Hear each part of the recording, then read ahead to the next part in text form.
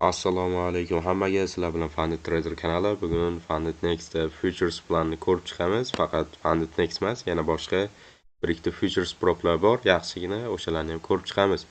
Video bo'yicha qanaqadir tushunmagan joyinglar bo'lsa, video opisiyanasida Telegram kanal bo'ladi. Telegram kanaliga o'tib, bemalol yozsanglar yordam berib boraman. Ko'proq ma'lumot Telegram kanalida bo'ladi. Tak bo'lmasa boshladik. Funded Nextda tepada kirganingizda CFD va Futures plan turadi. Biz Futures planni tanlab olamiz. CFD bilan Futures nima farqi bor? CFDda siz MetaTrader 5 ga kirib savdo qilasiz, misol uchun broker bilan. Futuresda bo'lsa marketda o'zida bo'ladi, ya'ni o'sha trading viewda o'zida savdo qilib ishlaysiz siz, limitlarni qo'yib. Shunaqa bo'ladi. Funded Next Futuresda 3 ta plan bor ekan. Bolt Challenge, Rapid Challenge, Legacy degan challenge 3 ta taraf bor. Eng yaxshisi bularning ichida Bolt va Rapid Challenge bor. Hozirda bu Bolt Challenge yaqinda qo'shildi. Eng yaxshi hozir shu bo'lib turibdi. Eng tez payout qiladigan, eng tez funded bo'ladigan tarifi shu Bolt Challenge. Account size 50 ga. Futuresda ko'proq popularni account 50 ga turadi. 100 ga yoki 200 ga account olishmaydi-da, 50 ga olishadi-da, 50 gadan 10 ta yoki 50 gadan 5 ta olib copy trade qilib ishlaniladi Futuresda. Misol uchun siz bitta odam maksimalni 10 ta accountgacha boshqara oladi. 50 account copy trade qilib. Tak profit targeti $3000 ekan, ya'ni 50 accountga 6%. Hamma Futures proplarni profit target, ya'ni imtihoni bir etap bo'ladi. O'sha bir etapda 6% foyda qilsangiz, undan keyin imtihondan o'tiladi. 50 gada bu 6% $3000. Maximal loss limit $2000, ya'ni 4%. Hamma proplarda shunaqa, Futureslarda loss limiti 4% bo'ladi. Daily loss limit bor ekan bunda. Ko'pchilik proplarda yo'q daily loss limit. Bor endi asosan yo'q. Daily loss limit $1000 ekan, ya'ni 4%. Hamma proplarda yo'q, bu daily loss limitda tak CFDga bu farq qiladi. CFDdan daily loss limiti, CFDda agar siz daily loss limitni uradigan bo'lsangiz, sizda account topib qo'yishadi. Futuresda bo'lsa unaqa bo'lmaydi.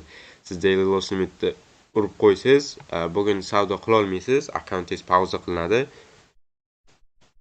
Ertadan savdo qilsangiz bo'ladi. Tak, xullas shunaqa.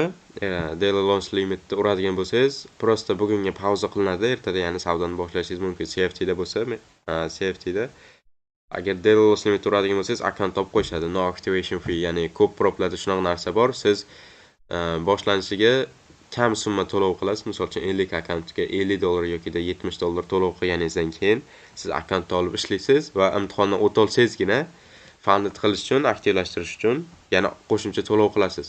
Shunaqa bo'ladi, lekin bunda yo'q, bir martalik to'lov. No minimum benchmark days, ya'ni CFDda siz imtihondan o'tganingizdan keyin, profit targeti bajarganingizdan keyin minimalni trading days, ya'ni minimalni savdo kuni bo'lishi kerak edi-ku, bunda shu narsa yo'q. Sirazi agar siz bir kunda, misol uchun bir kunda katta pribul bilan yoki bitta setupda bir katta risk bilan o'tib ketsangiz bo'ladi degan narsa bu narsa. One time fee, bir martalik to'lov. Aytgandek, ko'pchilik proplarda fee deb qo'yadi-da, chiziqcha month deb qo'yadi, ya'ni oylik to'lov bo'ladi ko'pchilik proplarda, futureslarda. Bunda yo'q ekan, bir martalik to'lov ekan, bir marta to'lov qilasiz, to shu imtihondan o'tgunizcha. Tak, maximal position 3 ta mini va 9 ta mikro, buni propda olib ishlab ko'rganingizdan keyin tushunib olasiz. Tak, lotda farq, mana lotga o'xshaydigan narsa bu. Tak, yana consistency rule 40% ekan, ya'ni $3000 bir kunlik qilgan foydangiz $3000 da 40% dan oshib ketmashi kerak. Bu narsa faqat challenge account only, faqat shu challenge imtihon payti bo'ladi. Funded accountga o'tganingizdan keyin bunaqa qoidasi bo'lmaydi. Reset fee $91 ekan, ya'ni accountingiz agar breached kuyib qoladigan bo'lsa, $91 ga to'lab tiklab olsangiz bo'ladi 50 accountga. U eng yaxshi tarifi hozir Funded Nextda Bolt bo'lib turibdi. Shu tarafdan olib ishlasa bo'ladi. Chotki qoidalari ham hammasi. Rapid ko'ramiz. Rapid plan ham yomon emas, prosta narxlari sal qimmatroq ekan, 50 ga $199. Tak. E'tibor bergan bo'lsanglar, CFD accountda 50 kani narxi $299 turadi. Bunda bo'lsa mana bu joyda Boltda aytganimdek $99 bo'lib turibdi. Futureslar arzon bo'ladi ham. U yaxshi bosib olsa bo'ladi. O'shaning uchun odamlar 10 ta, 5 ta account olishadi bitta olganda. Bunda sal qimmatroq ekan, $199. Bu ham yomon emas.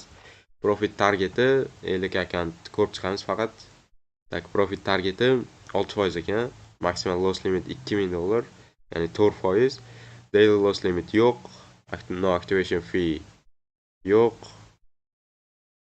Tak, no minimum benchmark days yo'q. One time fee, bir martalik to'lov. Maximal position 3 ta mini, 15 ta makro ekan.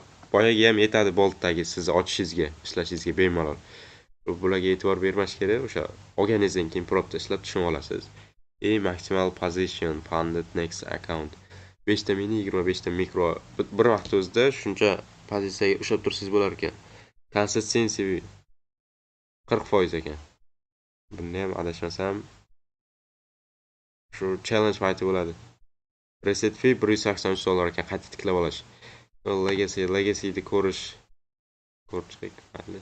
Elik akant $149 ekan. Hozir eng arzon akant shu Bolt tarifida bo'lib turibdi va qoidalari ham juda oson. O'shanda ishlasa bo'ladi Boltni olib, agar futuresda ishlamoqchi bo'lsangiz.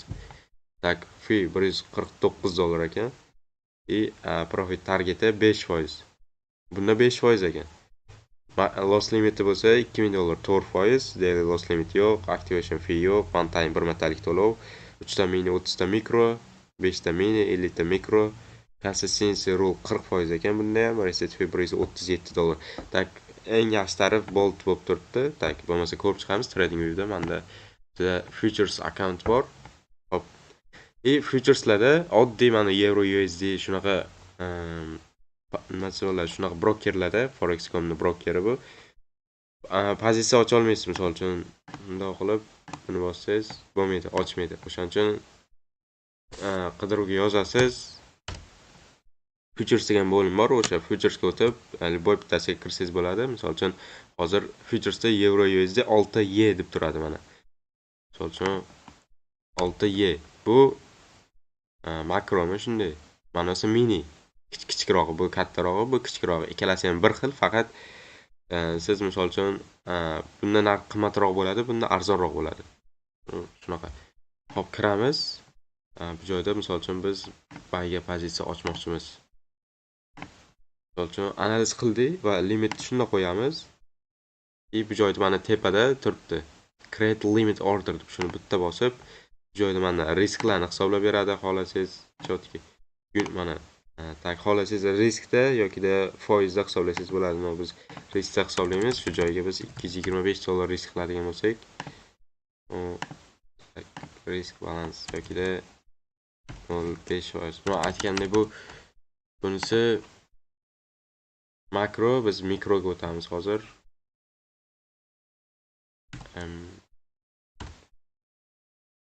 6 so'ramadi. 6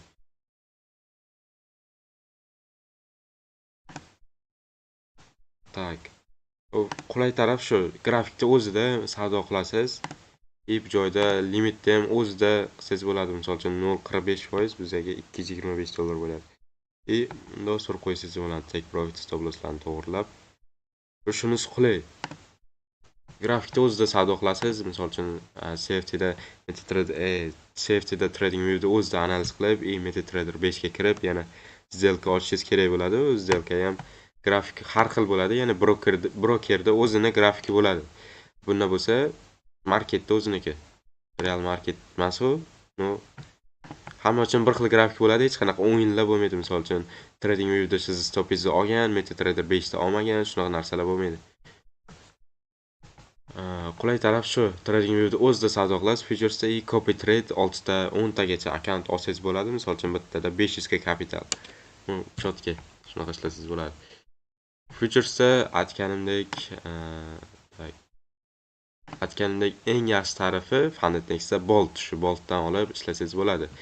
Tak, описаниеda Telegram kanal bo'ladi. Shu Telegram kanalga o'tib bemalol to'liq ma'lumotlarni olsangiz bo'ladi. Qanaqadir yordam kerak bo'lsa, shu Telegram kanalda bog'lanib, o'zimga yozsangiz bo'ladi, yordam berib boraman. Tak, bo'lmasa biz ikkinchi anonni ko'rib chiqamiz, ikkinchi futures prop shotni.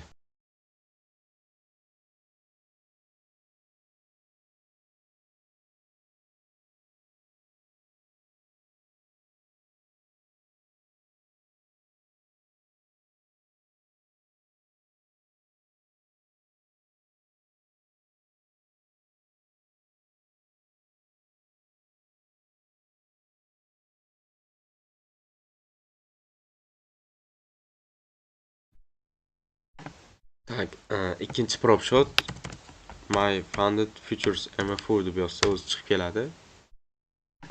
Eng zo'ri shu, faqat bu sal qimmatroq. Misol uchun funded nextda $99 edi-ku, 50 akkaunt. Bunda bo'lsa $113 и oylik to'lovlari ham bo'ladi. Men sizlarga eng yaxshi tarifini maslahat beraman, eng yaxshilarini o'zim aytaman qaysini olsangiz bo'ladi deb. Tak. Bu joyda 25 dan 150 gacha akkaunt bor. Most popular 50 akkaunt ko'rib chiqamiz. 50 akkaunt 3 ta tarif bor my funded futuresda. Hozir discount ekan. Hop, 3 ta tarifi bor. Rapid, Pro, Flex. Eng zo'r tarifi Pro plan. Bunda $100,000 gacha pul payout qilsangiz bo'ladi. Tak, qoidalarini ko'rib chiqamiz. 50 akkaunt aytgandek monz deb turibdi. Ya'ni bunda oylik to'lov. Siz 30 kun ichida imtihondan o'tib olsangiz 30, bo'lmasa akkauntingiz pauza qilinadi 30 kundan keyin va keyingi oy uchun yana qo'shimcha to'lov qilishingiz kerak bo'ladi. Hozir diskountda $114 ga olsangiz bo'ladi, lekin oylik to'lovda $227 qilib to'laysiz keyingi oydan agar bir oyda imtihondan o'ta olmasangiz, ikkinchi oyga yana qo'shimcha to'lov qilasiz har oy imtihondan o'tguningizcha. Imtihondan o'tgandan keyin bu narsa yo'q bo'ladi.